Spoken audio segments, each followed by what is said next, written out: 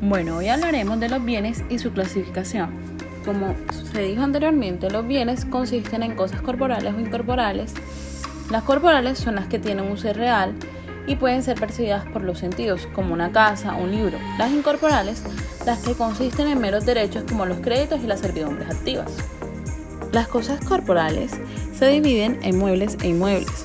Los bienes muebles son aquellos que pueden transportarse de un lugar a otro, sea moviéndose ellas a sí mismas, como los animales, que son considerados anteriormente semovientes, pero ahora se denominan seres sintientes, o también aquellos que se muevan por la fuerza externa, como las cosas inanimadas. Por otra parte tenemos los bienes inmuebles, que son aquellos fincas o bienes raíces, que son cosas que no pueden transportarse de un lugar a otro, como las tierras y minas, y las que se adhieren permanente a ellas, como los edificios y los árboles. Ahora veremos la clasificación de los bienes inmuebles. Como bien se ha dicho, los bienes inmuebles son aquellos que no pueden transportarse de un lugar a otro por su propia fuerza ni por una fuerza extraña, y los que, siendo muebles por su naturaleza, se consideran como inmuebles por haberlo dispuesto así la ley.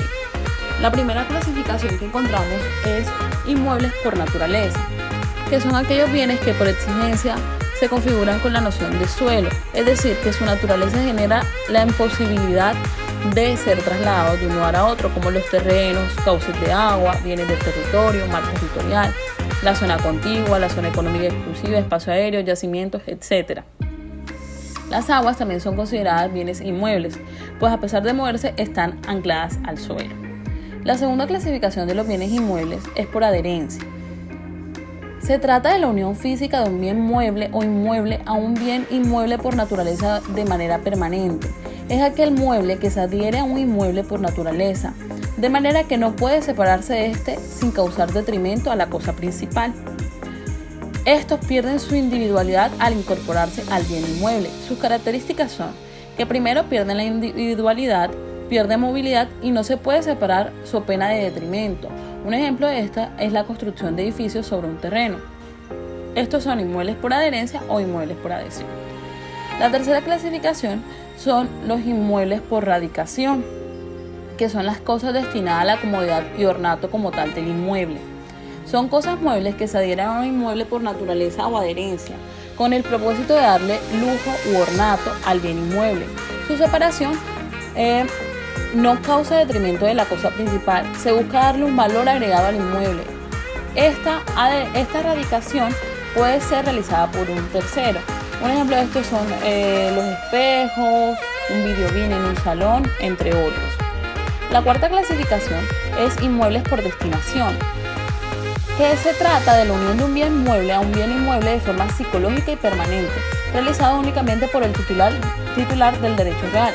Son aquellos bienes que, siendo muebles por naturaleza y conservando su propia individualidad, son destinados por voluntad del hombre al beneficio, utilidad y explotación de un inmueble por naturaleza, al cual quedan permanentemente vinculados.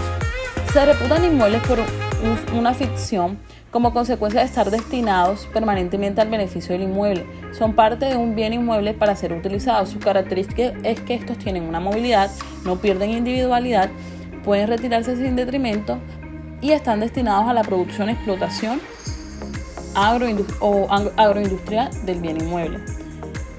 Se trata de lo que se une al bien principal, pertenece a lo accesorio y le pertenece al dueño de lo principal.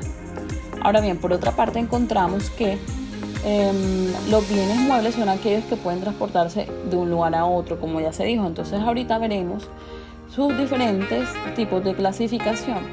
Hay diferentes clasificaciones dependiendo y respecto a cada una de sus características. En primer lugar tenemos que existe, la primera clasificación es por naturaleza. Se desplazan de un lado al otro por sí solos o por una fuerza externa. Son aquellos que se muestran como tales, por esencia tienen tal carácter, objetiva y materialmente son muebles. Estos pueden ser muebles propiamente dichos, son aquellas cosas inanimadas que requieren de una fuerza externa para su desplazamiento. Los otros son los semovientes o seres sintientes, que son aquellos que pueden trasladarse de un lugar a otro por sí mismos. Los animales, que pueden ser salvajes, bravíos, domésticos, domesticados, son bienes muebles por naturaleza. Por otra parte tenemos que por anticipación no existe, pero se trata de bienes muebles que se espera que existen. Sus características son que surgen en virtud de un acto jurídico, tienen relación con las obligaciones posibles, dependen de un alia, es decir, del azar o la suerte. La segunda clasificación es respecto a su conformación. Singulares y universales. Los singulares son aquellos que tienen un carácter unitario e individual. Al dividirse, difieren las partes en su extensión. Tenemos que estos pueden ser simples y compuestos. Simples, los bienes muebles singulares simples son aquellos que en sí mismos son una indivisión de carácter unitario, es decir, no tienen partes integrantes, son creadas por la naturaleza, por el hombre, por ejemplo, un caballo o una silla. Aun cuando podrían dividirse jurídicamente, estos podrían perder su esencia. Los bienes muebles compuestos son aquellos que resultan de la unión material de dos o más cosas simples. Aunque en sí constituyen una unidad, están compuestos por varias cosas, por ejemplo, un automóvil.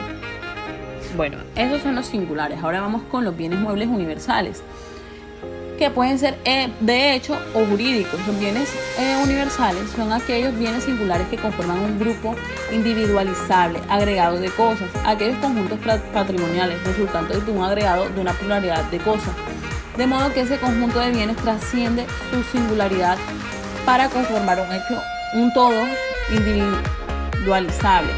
Primero tenemos que de hecho son aquellas cosas que se unen psicológicamente por alguien, conservan su individualidad, pero su lazo de unión se da por la voluntad del dueño, por un destino económico común. Solo está compuesta por bienes muebles, un rebaño, una biblioteca, un closet.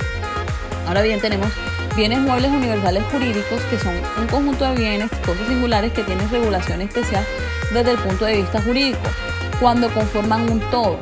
Conforman una unidad por un vínculo de igual destino, recibiendo una denominación común. Por ejemplo, un ejemplo de un bien mueble universal jurídico es una herencia, una empresa, un patrimonio. Listo. Ahora bien, respecto a su importancia, tenemos que en esta clasificación existen bienes principales y bienes accesorios. Los principales son aquellos que existen por sí mismos, es decir, tienen vida jurídica, independientemente del bien inmueble siempre se presume principal. Las accesorias son aquellas cosas que pueden tener existencia propia o no. Sin embargo, están subordinadas a otra, es decir, complementan la principal generando una utilidad. Respecto a su existencia, tenemos que existen bienes presentes y bienes futuros. Los presentes son aquellos que existen actualmente, es decir, son ciertas en el momento de constituirse una relación jurídica.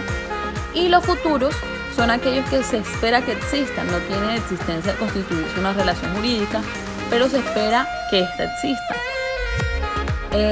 Por otra parte tenemos a los bienes respecto a su agotamiento, los consumibles, no consumibles, fungibles y no fungibles. Consumibles, aquellos que por su carácter específico se destruyen natural o civilmente después de su primer uso. Su uso es una manifestación de disposición, pues al llevarlo a cabo no se puede renovar. Estos son solo muebles. Los no consumibles son aquellos que por su carácter específico no se destruyen natural ni civilmente después del primer uso. Por ejemplo, un automóvil, entre otras cosas. Los bienes fungibles son aquellas cosas que tienen entre sí un mismo poder liberatorio, es decir, son aquellas cosas que pueden ser reemplazadas por otras en el cumplimiento íntegro de una obligación. Es una cosa que se cambia por otra. Los bienes no fungibles son aquellos que no tienen un poder liberatorio equivalente debido a que poseen una identidad e individualidad propia que no permite su intercambio. No pueden ser reemplazados por otros. Una dación en pago, por ejemplo, no se paga el mutuo con dinero, sino con el bien que está en garantía. Respecto a su titularidad, encontramos que existen bienes apropiables y inapropiables. Dentro de los apropiables encontramos los apropiados sin dueños. Entonces, los apropiables son aquellos bienes que, cumpliendo los requisitos legales, pueden entrar a un patrimonio determinado, son susceptibles de ser apropiados. Los apropiados son aquellos bienes que tienen dueño cierto y conocido. Los bienes sin dueños encontramos los bienes vacantes, los mostrencos, el res nullius, res derelictae, entre otros. Los inapropiables son aquellos que por sus características físicas no pueden entrar a un patrimonio, por ejemplo, la luna, entre otros. Respecto a su mercantilidad, encontramos que existen bienes comerciales, que son aquellos que se encuentran en el mercado y se pueden hacer transacciones con ellos. Por regla general, todos los bienes son comerciales, menos los bienes del Estado. Los no comerciales no están en el mercado y por ende no admiten la realización de actos jurídicos, están fuera del comercio. Son, por ejemplo, los bienes embargados. Bueno, esos son algunos de los ejemplos de las clasificaciones de las cosas corporales. En el próximo video estaremos explicando la clasificación de las cosas incorporales. Muchas gracias por tu atención, esperamos que te haya gustado este video.